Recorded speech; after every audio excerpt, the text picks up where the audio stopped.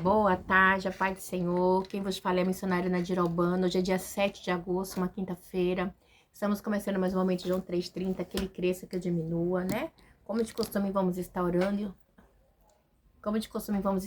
logo em seguida vamos estar passando para a preciosa palavra do Senhor, amém? A palavra do Senhor, ela é maravilhosa. Meu Deus, meu Pai, em nome de Jesus, nessa hora na sua santa presença, pedindo perdão pelas minhas falhas, pelos meus pecados que são em número. Eu apresento o meu lar, a família, o ministério, chamado, tudo se encontrar da minha pessoa. Apresento também a vida desse irmão, dessa irmã que vai estar do outro lado ouvindo a ministração dessa palavra. Se eu possa estar alcançando, guardando, livrando, libertando, cortando laços, quebrando o arco, desfazendo toda a obra das trevas. É o que te peço nessa hora, meu Deus, em nome do Pai, do Filho e do Espírito Santo de Deus. Aleluia. A palavra do Senhor sai em 1 Samuel 4, que diz assim: E a palavra de Samuel espalhou-se por todo Israel. Os filisteus tomam a arca. Nessa época, os israelitas saíram à guerra contra os filisteus e eles acamparam em Ebenezer e os filisteus em Afeque. Meu Deus, meu Pai, em nome de Jesus, essa é sua santa e preciosa palavra no momento de João 3,30, que eu, a missionária Nadir Albano, diminua, desapareça, e que Deus Pai, Deus Filho, Deus, a expressão de Deus apareça, que o objetivo desse canal é simplesmente ministrar a tua palavra, pregar a tua palavra pura e genuína como ela é, e é tudo para a tua honra, para a tua glória, para o teu louvor. Amém? Né? Aí vai falar aqui da arca, tá? Que a arca é tomada. E aí diz assim: E a palavra de Samuel espalhou-se por todo Israel. Os filisteus tomam a arca. Nessa época, os israelitas saíram à guerra contra os filisteus. Eles acamparam em Ebenezer e os filisteus em Efeque. Os filisteus dispuseram suas forças em linhas para enfrentar Israel, intensificando-se o combate. Israel foi derrotado pelo filisteu, que mataram cerca de 4.000 deles no campo de batalha. Então, ele sai para a guerra, né? E ali no ataque dos filisteus, né, ele simplesmente derrota ali, né, 4.000 homens ali, né, e é uma guerra que acaba trazendo um prejuízo tanto moral, como espiritual e como físico para o povo de Israel. Aí diz assim, no 3, quando os soldados voltaram ao acampamento, as autoridades de Israel perguntaram por que o Senhor deixou que os filisteus nos derrotassem. E acrescentaram, vamos a Siló, buscar a arca da aliança do Senhor, para que ele vá conosco e nos salve das mãos de nossos inimigos. Então eles achavam, né, que se eles buscassem a arca, eles iam ganhar a guerra, que Deus ia estar com eles, né? Mas eles estavam muito enganados, porque eles não estavam com Deus, porque Deus não estava com eles, tá? Eles não serviam a Deus, os filhos de Eliófone e Finéias era homem de Belial. Ele era homem que não respeitava o sacerdote de Deus, né? Como deveria ser feito o sacerdote. No entanto, que o Senhor falou para Eli assim, Eli, por que você honra mais Ófine e Finéias, seus filhos, do que a mim, né? Olha o que seus filhos fazem, né? Como sacerdote, né? Então, e eles achando que se eles pegassem a arca lá em Siló, que era onde a casa de Ófine e Finéias era onde ele morava, que eles iam ganhar a guerra. Mas óbvio que não, né?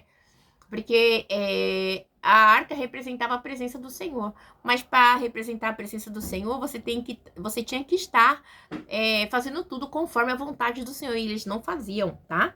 E diz assim no 4. Então mandaram trazer de Siló a arca da aliança do Senhor dos Exércitos, que tem o seu trono entre os querubins. Os dois filhos de Eli, Ófine e Finéias, acompanharam a arca da aliança de Deus. Então, eles como sacerdote, é óbvio, né? Eles teriam que estar acompanhando a arca da aliança, né? Mas é muito interessante que ao acompanhar a arca da aliança, eles não eram um sacerdote que tinha a presença de Deus. Então, né? Quando a arca da aliança do Senhor entrou no acampamento, todos os israelitas gritaram tão alto que o chão estremeceu. Os filisteus, ouvindo os gritos, perguntaram o que significa todos esses gritos no acampamento dos hebreus, né? Então eles ficaram todos felizes quando viram a arca. Ai, gritaram. Então, tipo assim, achando, ai, a gente vai ganhar agora, né? Mas engano deles, viu? Vamos prosseguir. Eles souberam que a arca do Senhor viera para o acampamento. Todos os filisteus ficaram com medo e disseram, deuses chegaram ao acampamento, ai de nós, nunca nos aconteceu uma coisa dessa. Então, eles falaram assim, os deuses chegou, né? Então, assim, eles ficaram com medo, né? Mas sem saber eles que Deus não estava com o povo de Israel, né? E aí diz assim, aí na igreja, é muito engraçado que eles, né, sabendo de tudo que Deus fez com o povo dele, né? Eles disseram assim, Ai de nós, nunca nos aconteceu uma coisa dessa. Deuses chegaram ao acampamento, né? Ai de nós, quem? Aí ele diz assim: ai de nós, quem nos livrará das mãos desses deuses poderosos? São os deuses que feriram os egípcios com toda espécie de praga no deserto. Então tinha a fama do Deus que tirou o povo de Israel com a mão forte do Egito, né? Sejam fortes, filisteus, sejam homens, ou vocês se tornarão escravos dos hebreus, assim como eles foram escravos de vocês. Sejam homens e lutem, né? E aí, então os filisteus lutaram e foi... aqui, ó, aí diz assim no 7. Então os filisteus lutaram e Israel foi derrotado. Cada homem fugiu para a tenda. O massacre foi muito grande. Israel perdeu 30 mil homens de infantaria. Então, assim, Deus não estava com eles, né? É depois de tudo que eles fizeram, né? A arca de Deus foi tomada e os 2 filhos de Eli, Ofni e Finéas, morreram, né? Deus já não havia falado que eles iam morrer? Eles morreram. A arca foi tomada e eles morreram. As roupas rasgadas. Aí diz assim, a morte de Eli. Naquele mesmo dia, um benjamita correu da linha de batalha até Siló, né? Com as roupas rasgadas e terra na cabeça. Sinal de desastre, de desgraça total, né? Quando ele chegou... Eli estava sentado em sua cadeira ao lado da estrada. Estava preocupado, pois em seu coração temia pela arca de Deus. O homem entrou na cidade, contou o que havia acontecido e a cidade começou a gritar.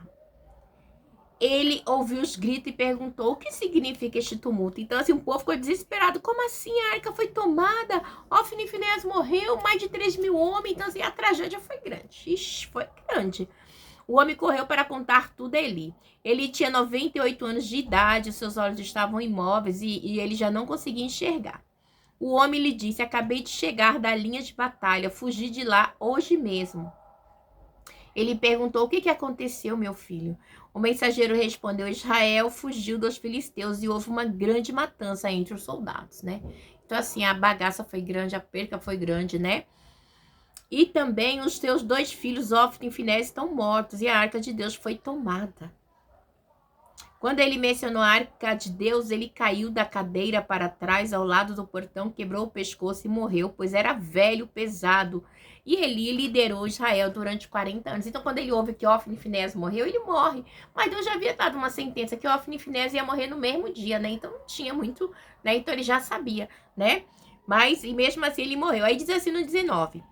Sua nora, mulher de Finéias, estava grávida e perto de dar à luz. Quando ouviu a notícia de que a arca de Deus havia sido tomada e que seu sogro e seu marido estavam mortos, entrou em trabalho de parto e deu à luz, mas não resistiu às dores do parto. A sua nora também morre.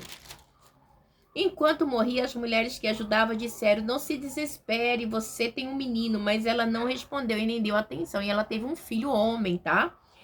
E ela...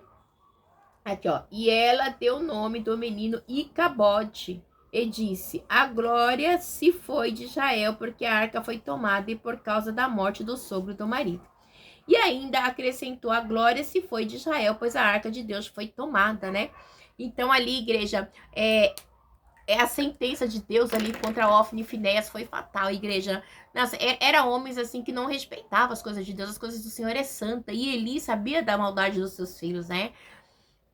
O que seus filhos faziam quando o povo subia a Siló para fazer sacrifício a Deus. Eles enfiavam, pegavam o garfo de 3 dentes, enfiava, pedia, pegava, e se não desse para eles primeiro, eles eram agressivos. Então, assim, tudo isso Deus estava vendo.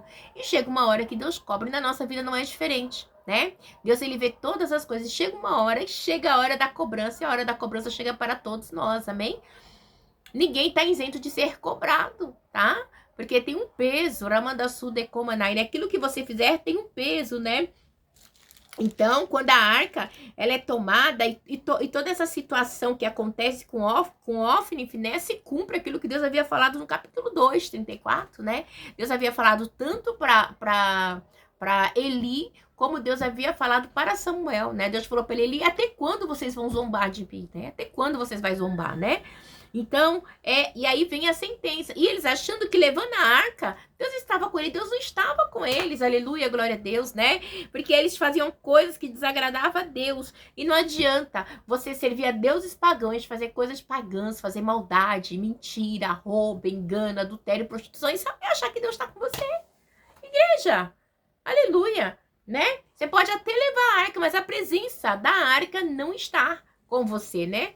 Tem a arca, mas o que importa não é a arca, o que importa é a presença da arca, né? Porque a arca representava o próprio Deus no meio de Israel, amém?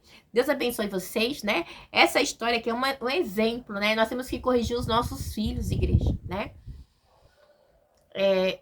E nós não podemos ser coniventes. Eles gostando ou não, a gente como pai e mãe, a gente tem que falar, entendeu? Dói, dói. Porque é dentro da nossa casa. O conserto começa dentro da nossa casa, né? Porque os nossos filhos, eles têm escolhas. Mas a gente tem que falar, meu filho, não é legal isso, cara. Não é. Né? Se você persistir no erro, vai ter um preço a ser pago, né? E ali, ele não corrigiu e ele teve um preço pago de morte, né? Junto com os seus 2 filhos, Ofni e Finés, no mesmo dia, né? E a sua nora também.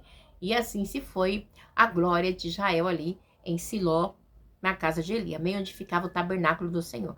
Toda essa situação, eu quero deixar bem claro que aconteceu no tempo de Juízes, tá bom? Se faz em Juízes, ainda é Juízes, tá? Juízes se vai de vai o livro de Juízes, vai o livro de Ruth, também é no tempo dos Juízes, e 1 Samuel até o 10, mais ou menos, né?